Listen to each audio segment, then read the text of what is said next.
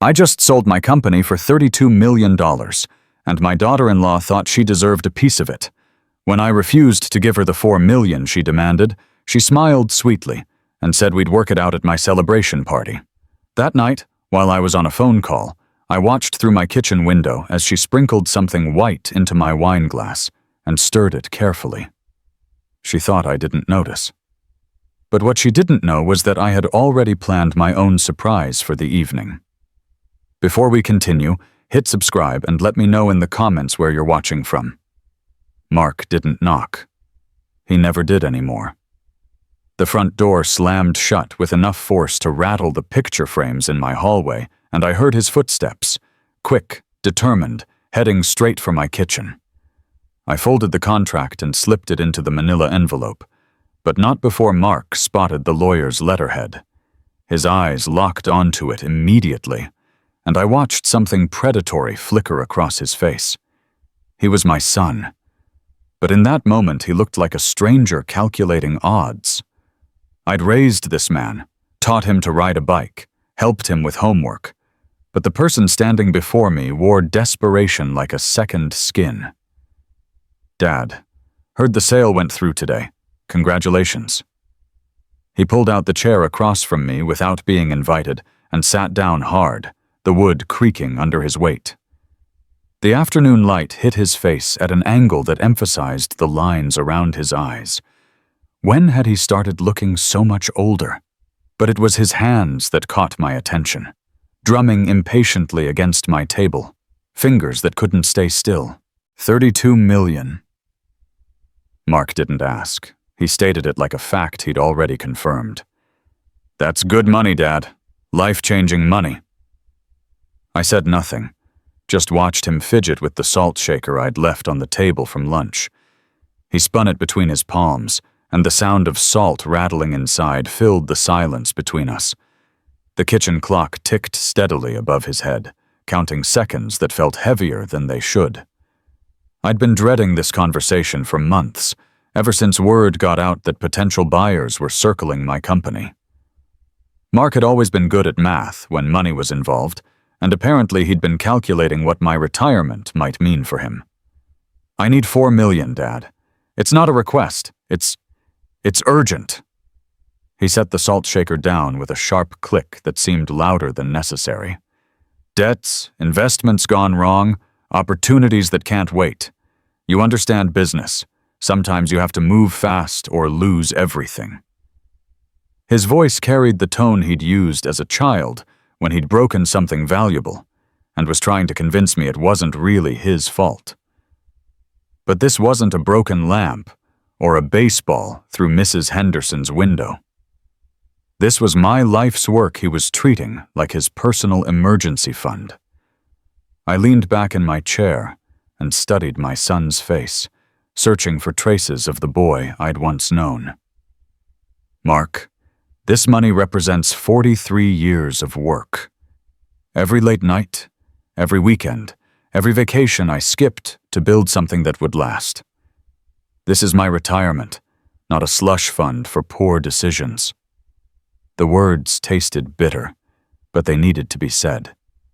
The kitchen felt charged now, like the air before a thunderstorm when you can feel the electricity building in your bones. "$4 million is nothing to you now," he said, his voice rising slightly. "It's a rounding error, but for me, it's survival." He slammed his palm flat against the table, making the salt shaker jump and my coffee mug rattle against its saucer. "I'm your son, Dad. Your only son. Doesn't that count for something?"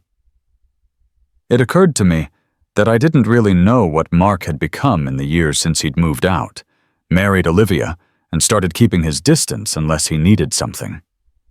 That's when I heard the second car door slam in my driveway. Olivia's heels clicked against my front walkway in a rhythm I'd learned to recognize. Confident, measured, like she was walking into a boardroom instead of her father-in-law's kitchen. She let herself in without knocking, just like Mark, and appeared in my doorway wearing a smile that didn't quite reach her eyes. "Richard," she said, her voice smooth as silk and just as artificial. I hope we're not interrupting anything important." She moved to stand behind Mark's chair, placing one manicured hand on his shoulder in a gesture that looked supportive but felt territorial. Her eyes surveyed my kitchen from my grandmother's china cabinet to the contract envelope I'd tried to hide. This woman missed nothing, and I was starting to understand that this visit had been carefully planned. "Mark was just explaining his situation," Olivia continued, her tone suggesting this was all perfectly reasonable. $4 million. It's such a small amount, really, considering your windfall."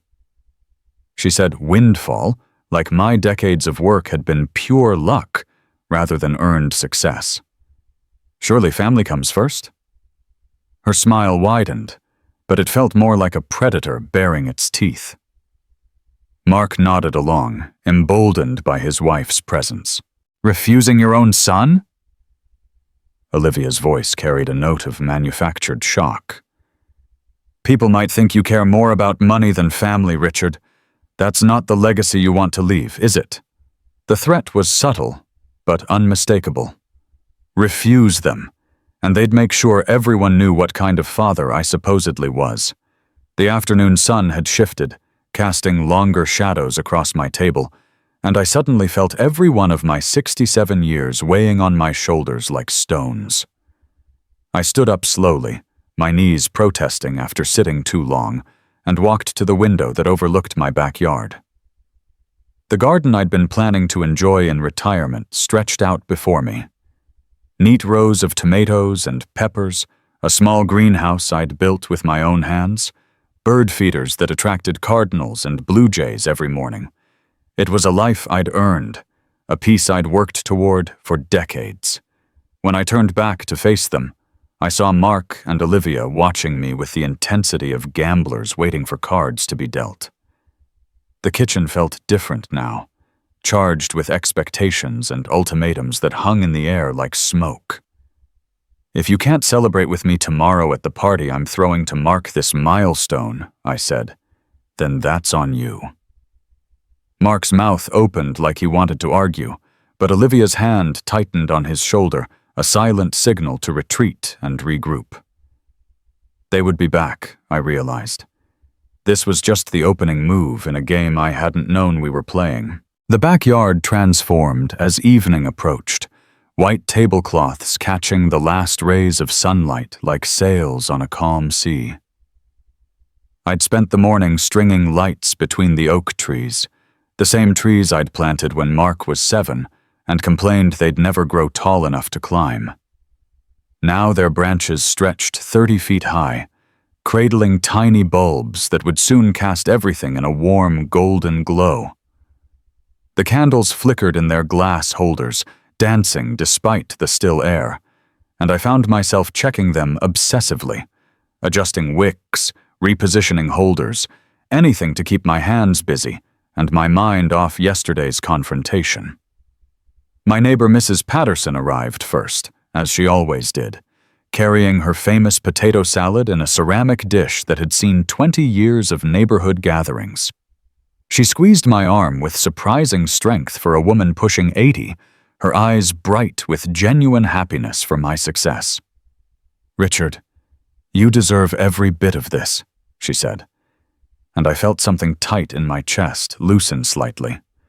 Within the hour, my backyard filled with familiar faces, Jim from the hardware store, the Kowalskis from 3 houses down, my old college roommate Dave, who'd driven 2 hours just to celebrate with me.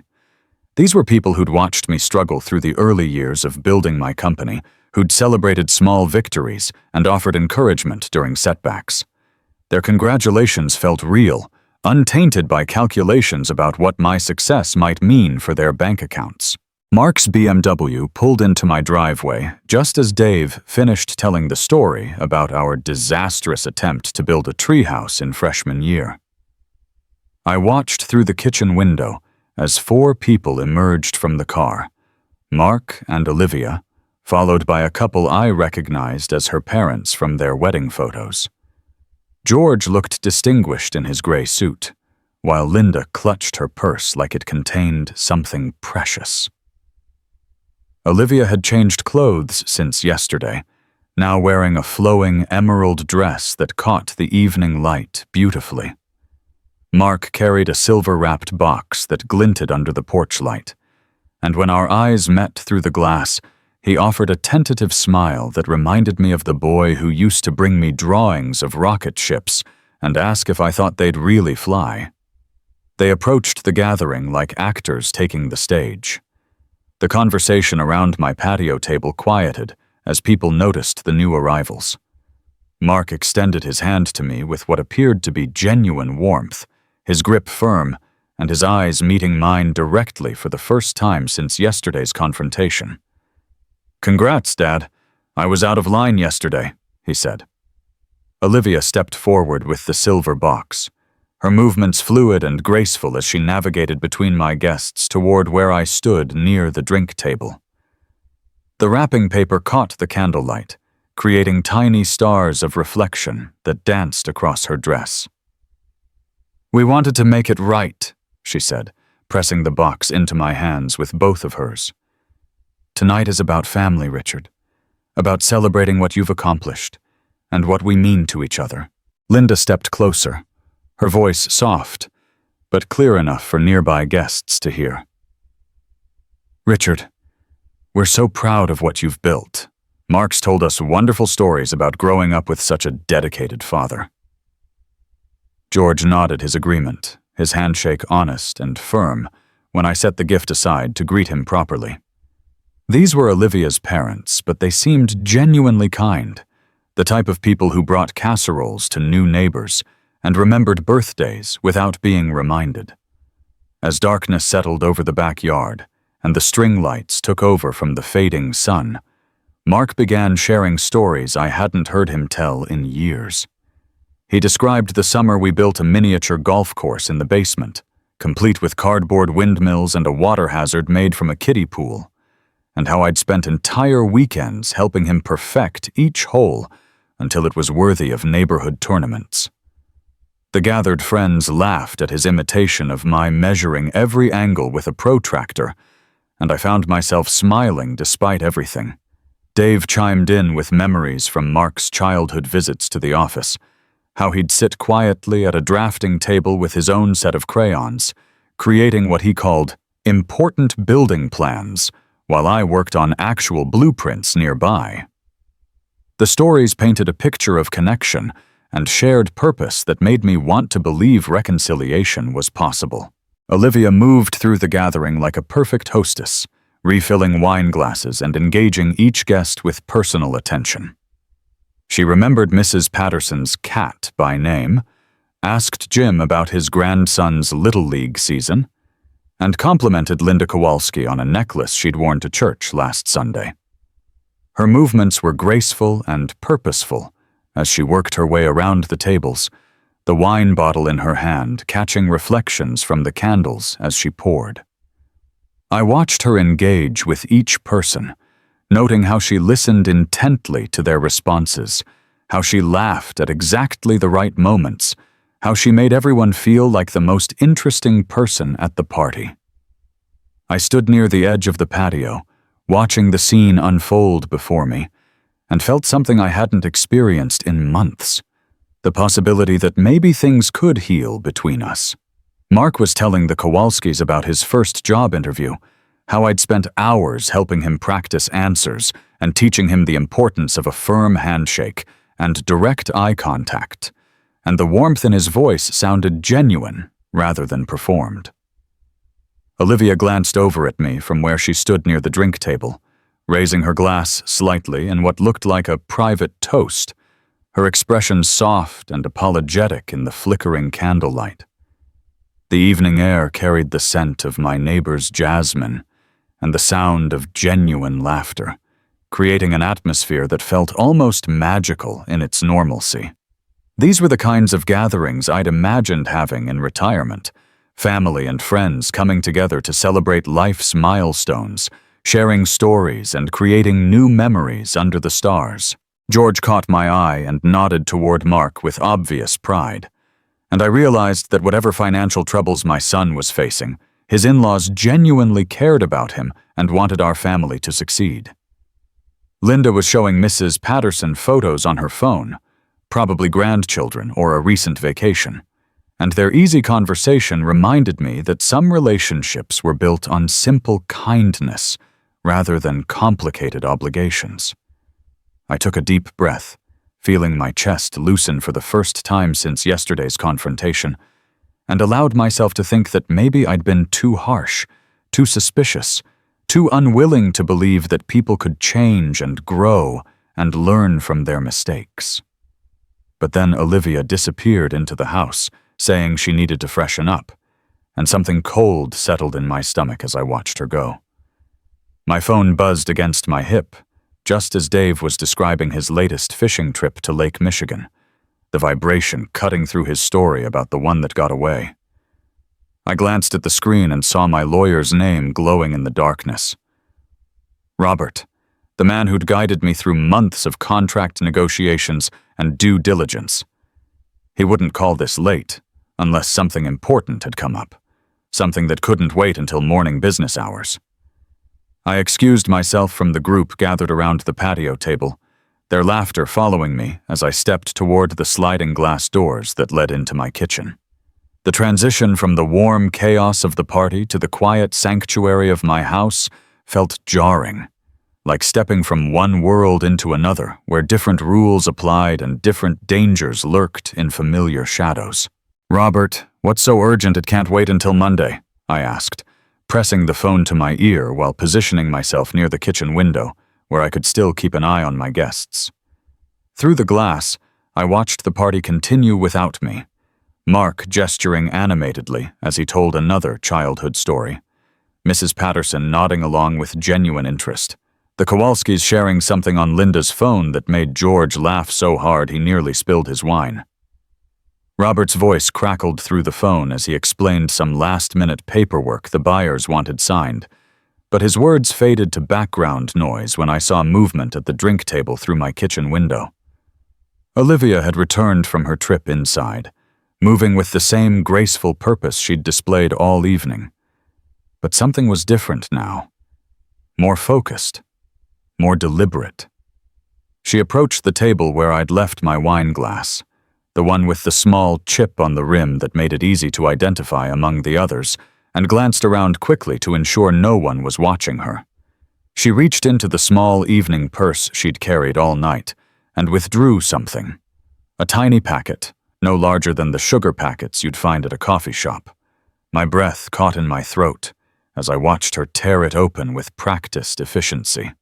The white powder inside caught the candlelight as she sprinkled it into my wine glass, stirring it with a cocktail spoon she picked up from the table, the metal catching reflections from the string lights overhead. The powder dissolved quickly, leaving no trace except for a slight cloudiness that would be invisible to anyone not looking for it. She slipped the empty packet back into her purse and smoothed her dress, transforming instantly back into the perfect daughter-in-law playing hostess at her father-in-law's celebration. "Richard, are you still there?" Robert's voice sounded distant and tinny through the phone, but I couldn't form words to respond because my throat had gone completely dry. She thinks I didn't notice. My hands began to shake, not from age or exhaustion, but from the adrenaline flooding my system as the full implications of what I'd witnessed crashed over me like ice water. This wasn't a moment of desperate impulse or sudden rage. This was premeditated, calculated, the kind of cold-blooded planning that required time and preparation and a complete absence of conscience. I managed to mumble something to Robert about calling him back tomorrow and ended the call, but kept the phone pressed to my ear for another minute to maintain the illusion that I was still engaged in an important conversation. Through the window, I watched Olivia move among my guests like nothing had happened, refilling glasses and engaging in small talk while periodically glancing toward the house to see if I was finishing my call. Her patience was remarkable. She wasn't rushing to get me back outside, wasn't showing any signs of nervousness or guilt, just the same serene competence she'd displayed all evening. The woman was a professional, and I was her target. I forced my breathing to slow and arranged my face into what I hoped looked like a satisfied expression as I slid open the patio door and stepped back into the warm evening air. The sounds of the party, laughter, clinking glasses, the rustle of leaves in the breeze, seemed amplified now that I knew what was waiting for me at the drink table. Olivia looked up as I approached, her smile bright and welcoming, the perfect mask of concern for her father-in-law. "Everything all right?" she asked. "You looked so serious in there." Her eyes sparkled in the candlelight, and I realized with sick fascination that she was probably enjoying this, the thrill of the performance, the rush of knowing she held someone's life in her perfectly manicured hands. "Just some paperwork that needed clarification," I replied, surprised by how steady my voice sounded. "You know how lawyers are. Everything has to be perfect." She nodded sympathetically and moved closer, her perfume drifting toward me on the evening breeze, the same expensive scent that had filled my kitchen yesterday when she and Mark had made their demands. "Your glass is waiting," she whispered, her breath warm against my ear as she gestured toward the drink table. "Everyone's ready for the toast. They've been asking when you'll say a few words about your success." "You know what?" I said, loud enough for nearby guests to hear. "This calls for something special. Mark, Olivia, would you mind helping me bring out the champagne I've been saving? The good stuff from my wine cellar." I gestured toward the house, with what I hoped looked like excited enthusiasm rather than desperate calculation. Mark brightened immediately. He'd always loved playing host at family gatherings, and the prospect of being part of the celebration's grand moment appealed to his ego. Olivia's smile flickered for just an instant, so briefly that I might have imagined it, before she recovered and clapped her hands together with apparent delight. "What a wonderful idea," she said, her voice pitched perfectly to carry across the patio. "A proper toast with proper champagne for such a momentous occasion." Inside the kitchen, away from the watchful eyes of the party, I busied myself at the wine rack, while Mark and Olivia stood near the counter, discussing which glasses would be most appropriate for serving.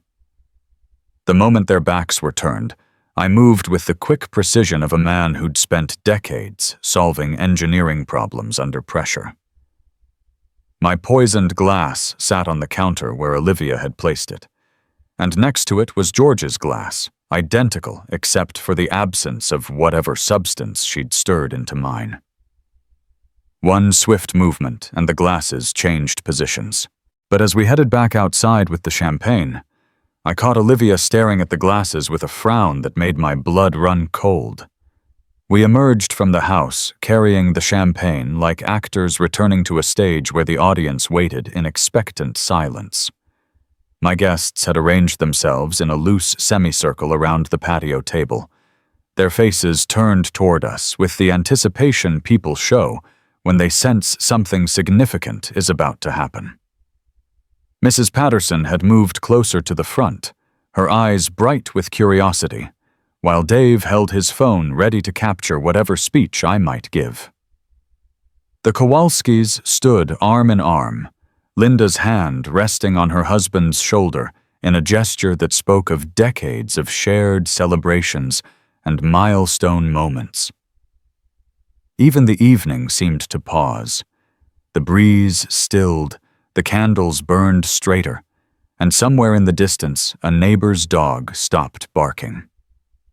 Mark began distributing fresh champagne flutes from the tray Olivia carried, his movements efficient and practiced as he worked his way around the gathering.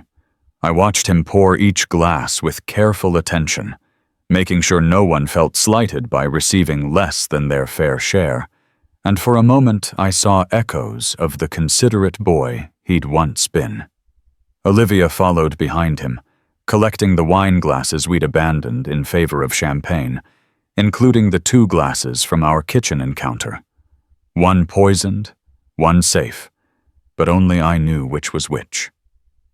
She moved with the same graceful efficiency she'd displayed all evening, But I caught her glancing at me repeatedly, her eyes searching my face for signs of what I might be planning to say. I raised my champagne flute and felt the weight of 20 pairs of eyes settling on me like spotlights. The golden liquid caught the string lights overhead, creating tiny stars that danced with each small tremor of my hand. Behind me, the sliding glass door reflected the scene like a mirror, showing me my own face among the gathered friends and family. A man who looked older than his 67 years, worn down by discoveries that had aged him decades in a single evening. The silence stretched until it became almost uncomfortable, broken only by the distant sound of traffic and the whisper of leaves rustling in trees I'd planted with my own hands decades ago. This was my moment, my celebration, my chance to share joy with people who'd supported me through 4 decades of building something meaningful.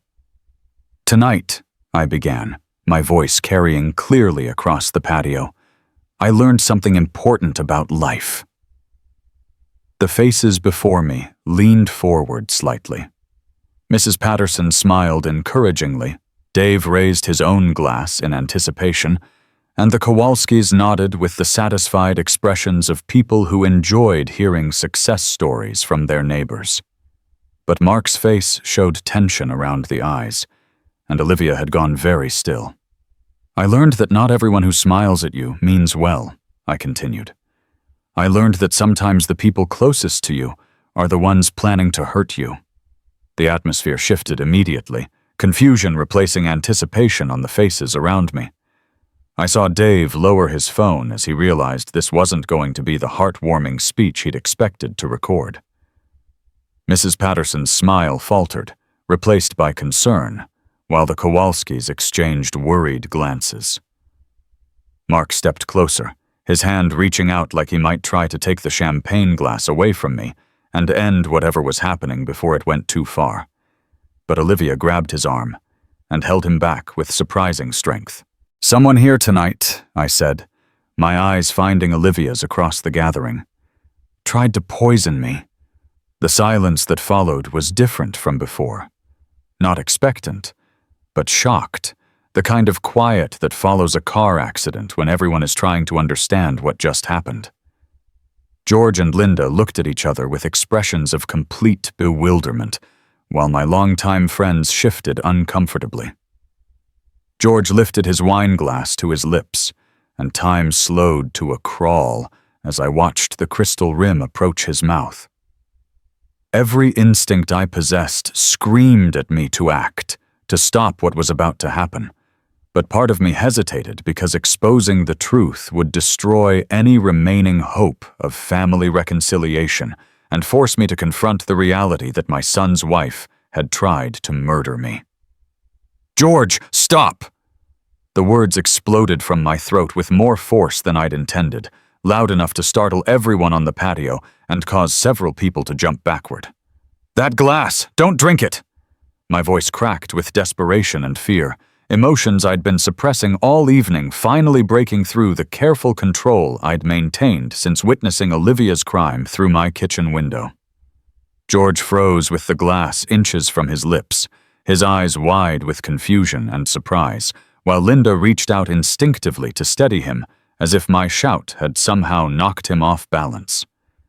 The entire gathering stared at me like I'd lost my mind, their faces showing various degrees of shock, concern, and embarrassment for what they assumed was an elderly man having some kind of breakdown. Olivia's face went white as fresh snow, all the color draining from her cheeks in an instant. She lunged forward with surprising speed, her hand outstretched toward George's glass, but her movement was too sudden, too panicked, too obviously desperate to be explained as anything other than an attempt to prevent him from drinking. Her fingers connected with the crystal stem, just as George was pulling it away from his mouth in confusion, and the impact sent the glass flying from his hand in a perfect arc that ended with a sharp crash against the stone patio. Red wine spread across the gray stones like spilled blood, and fragments of crystal scattered in every direction, some pieces catching the string lights and throwing tiny rainbows into the darkness. I watched Olivia stare at the spreading pool of wine, with an expression of horror that had nothing to do with the mess she'd created, and everything to do with the evidence she'd just destroyed. Mark reached for her hand, but she jerked away from him, her perfect composure finally cracking to reveal whatever lay beneath the carefully constructed facade. But as the last echoes of shattering crystal faded into the night air, I realized Olivia wasn't finished fighting. She was just getting started. Olivia straightened her shoulders and transformed before my eyes, the wild desperation in her face melting away as she assumed the role of wounded innocence. Her voice rose to a pitch that carried across the entire patio when she screamed, "He's paranoid! This is exactly what I was afraid would happen." She pressed her hands to her chest in a gesture of wounded disbelief, her eyes wide with what looked like genuine shock to anyone who hadn't witnessed what I'd seen through my kitchen window. She turned toward my friends with tears beginning to glisten in her eyes, her voice breaking at exactly the right moments to suggest emotional devastation rather than guilty panic. "He wants to cut us out of his money," she continued, her tone shifting to something that sounded like reluctant revelation, as if she was being forced to share painful family secrets. "So he's making up this terrible story to humiliate me in front of all of you." She gestured toward the gathering with a sweep of her arm that included everyone in her appeal for understanding and support. "Think about it. Why would I hurt him? He's the one holding all the money. What possible motive could I have?" The logic was seductive in its simplicity, and I watched several faces in the crowd begin to nod as they processed her words. Dave lowered his phone completely, his expression shifting from confusion to concern for what he was probably beginning to interpret as a family dispute that had spiraled out of control. Mark stepped closer to his wife, his hand reaching for her arm in a gesture that could have been comfort or restraint. "Dad," he said, his voice carrying the careful tone people use when they're trying to diffuse a volatile situation. "Maybe you misread what you saw. Maybe it was just sugar for the wine or some kind of supplement. This was my son, the boy I'd raised and taught and loved, and he was choosing to believe his wife's performance over his father's desperate warning." Olivia seized on Mark's uncertainty like a lifeline, moving closer to him so they presented a united front against my accusations. She wiped tears from her cheeks with the back of her hand. "This is elder confusion," she said. "He's not thinking straight. The stress of the sale, all that money, the pressure, it's affecting his judgment." She looked around the circle of faces with an expression that perfectly balanced sorrow and concern. I watched my own friends begin to shift uncomfortably, glancing at each other with expressions that suggested they were reconsidering everything they'd witnessed. Mrs. Patterson's face showed the kind of worried compassion people reserve for elderly neighbors, while Dave put his phone away entirely, as if recording this moment would be somehow inappropriate or exploitative. The Kowalskis whispered to each other in voices too low to hear, but their body language suggested they were debating whether to stay or leave, caught between loyalty to a longtime neighbor and discomfort with what appeared to be a public family breakdown. But George and Linda remained frozen in place, their faces showing a different kind of horror than the others. These were Olivia's parents, people who'd known her since birth. And while they might not understand what was happening, they could read their daughter's expressions and behaviors in ways that strangers couldn't. Linda's hands trembled as she clasped them together in front of her chest, and George's jaw worked silently, as if he was trying to form words that wouldn't come. They weren't buying Olivia's performance completely, but they weren't ready to accept that their daughter might be capable of attempted murder either. The conflict between parental love and growing suspicion played out across their faces in expressions of pain and confusion that made my heart ache for them almost as much as it ached for myself. I clenched my fists at my sides and forced my voice to remain calm. "You want to call me confused?" I said. "Then let's test the wine. Lab results will show the truth." I watched the faces around me process this proposal, and saw several people nod as if this was exactly the kind of proof that would settle the matter once and for all. Olivia's reaction was immediate and telling. "No!" she snapped, the word exploding from her mouth before she could stop herself, her carefully constructed mask of wounded innocence slipping for just an instant to reveal the panic underneath. "The glass is broken. There's nothing to test." Her voice rose higher than before. She gestured frantically toward the scattered crystal and spreading wine stain on the patio stones. Linda took a step backward, her hand rising to cover her mouth as if she was trying to hold back words, or maybe prevent herself from being sick. "Olivia," she whispered, "why don't you want the wine tested?" The question hung in the air like a sword suspended over all of us, and I watched my daughter-in-law's face cycle through a range of expressions as she searched for an answer that would explain her panic without admitting guilt. George moved closer to his wife, his arm wrapping around her shoulders in a protective gesture. He was beginning to accept possibilities he'd never wanted to consider about the daughter they'd raised and loved and trusted. Mark looked back and forth between his wife and his father, his face showing the agony of a man caught between two versions of reality that couldn't both be true.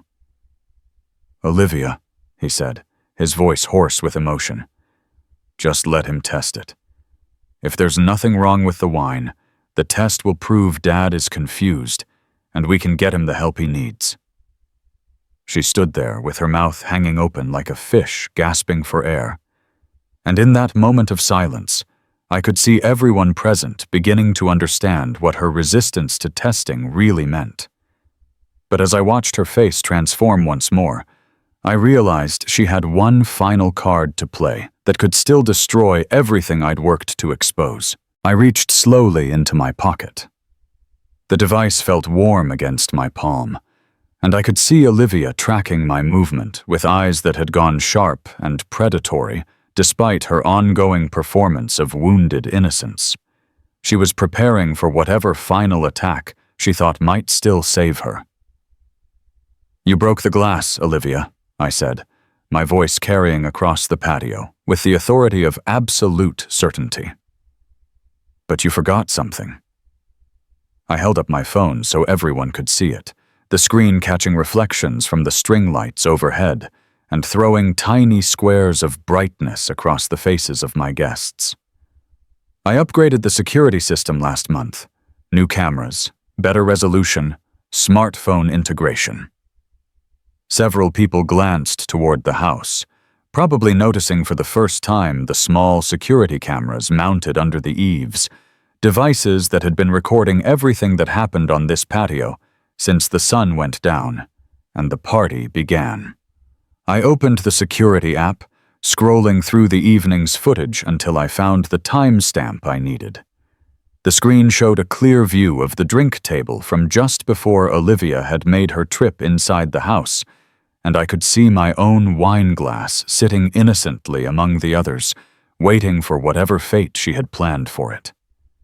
"Let me show everyone what really happened tonight," I said, walking toward the sliding glass doors that led into my living room.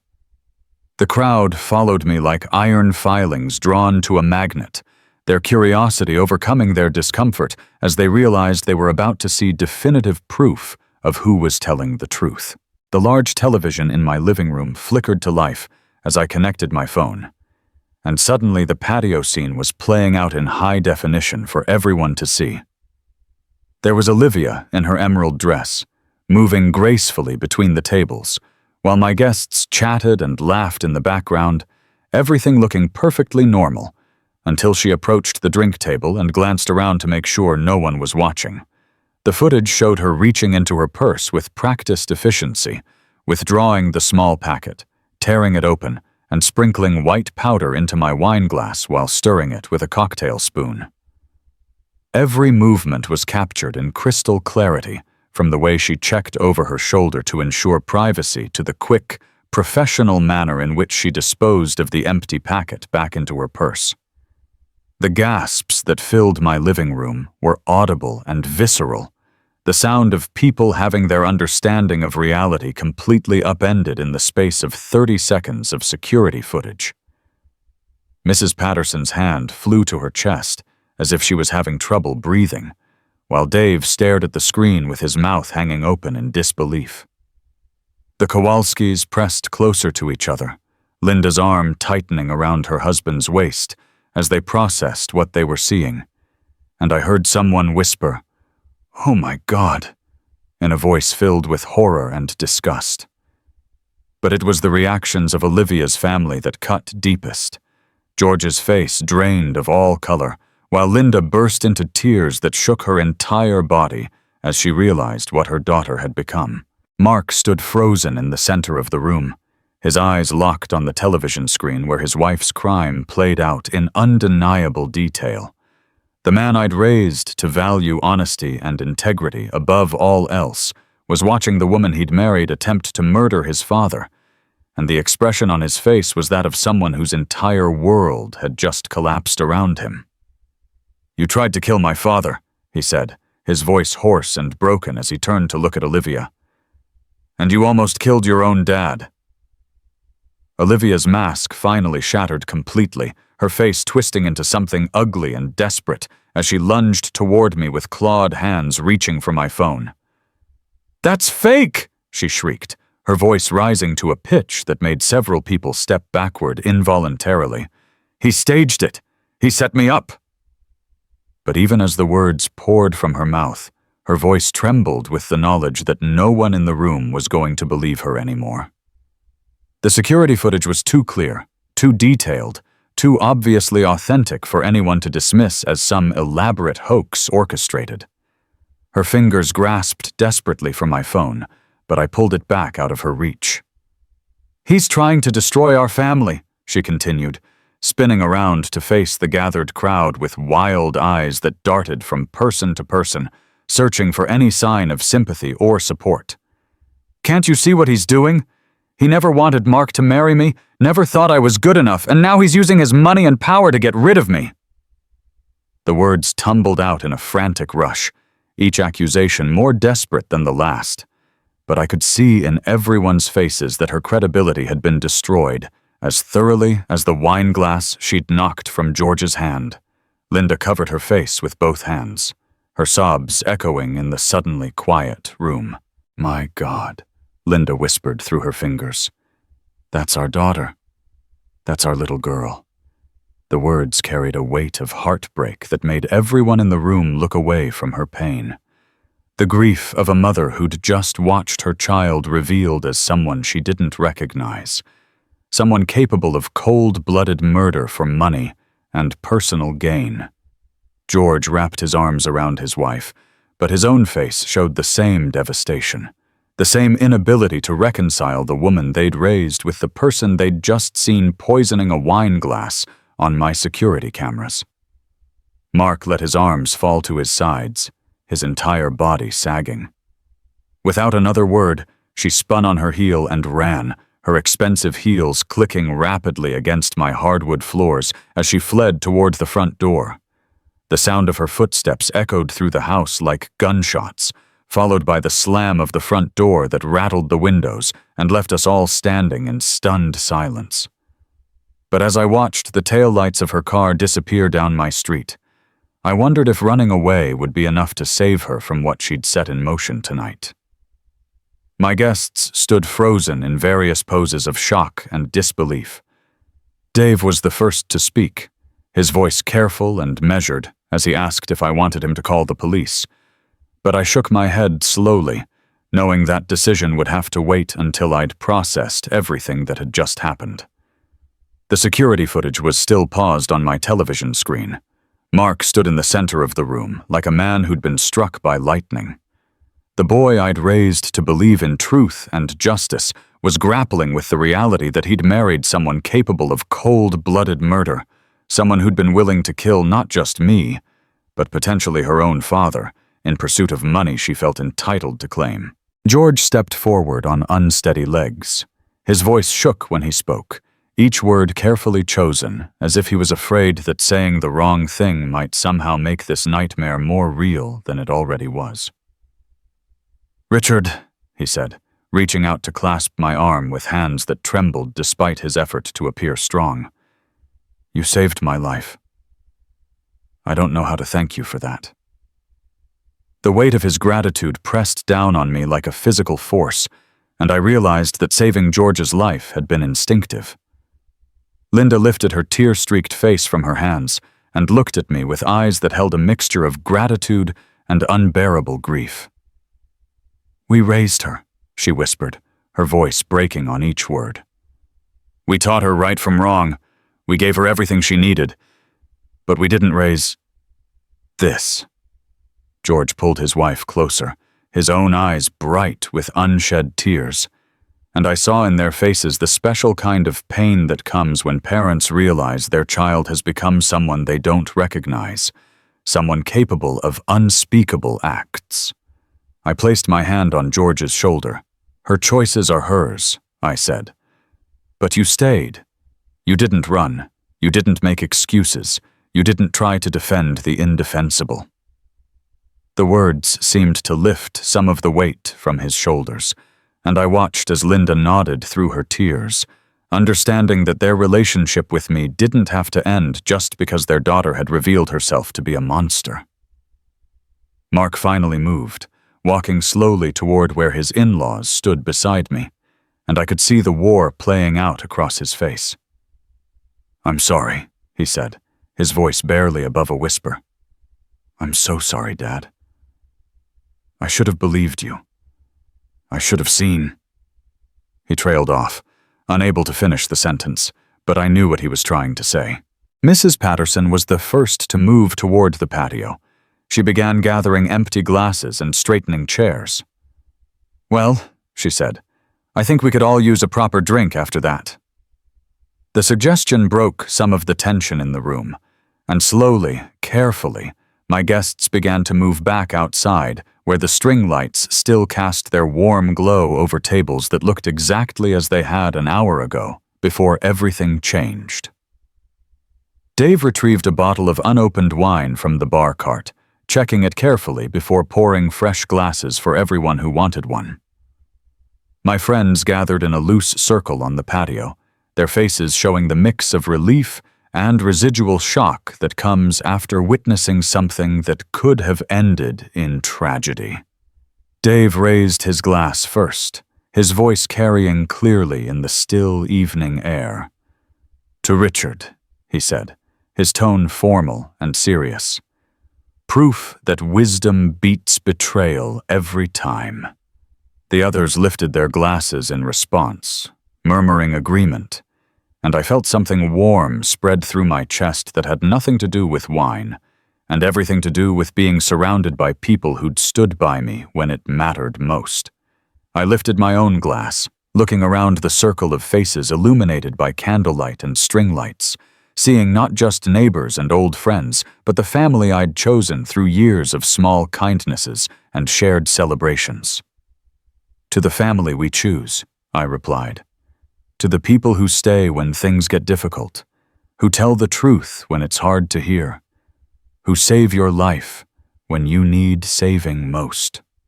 The words felt right as I spoke them, a declaration of independence from the toxic relationships that had tried to poison more than just my wine glass. As the evening wound down and my guests began to gather their things and say their goodbyes, I found myself standing alone on the patio, looking down at the shards of crystal and the dark stain of spilled wine that marked the spot where truth had finally triumphed over deception. The mess would need to be cleaned up, the glass swept away, the stain scrubbed from the stones. But for now, it served as a reminder of what I'd learned tonight. Retirement was supposed to be about rest and peace and enjoying the fruits of decades of hard work.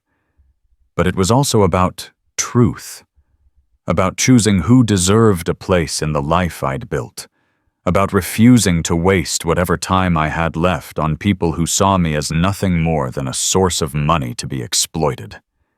I'd worked 43 years to build something meaningful, and I wasn't about to let anyone destroy it now, not even family, especially not family who'd forgotten what family was supposed to mean. If this story of betrayal, survival, and choosing your real family resonated with you, make sure to subscribe and hit that notification bell. Share your thoughts in the comments below. Your stories matter, and I'd love to hear them.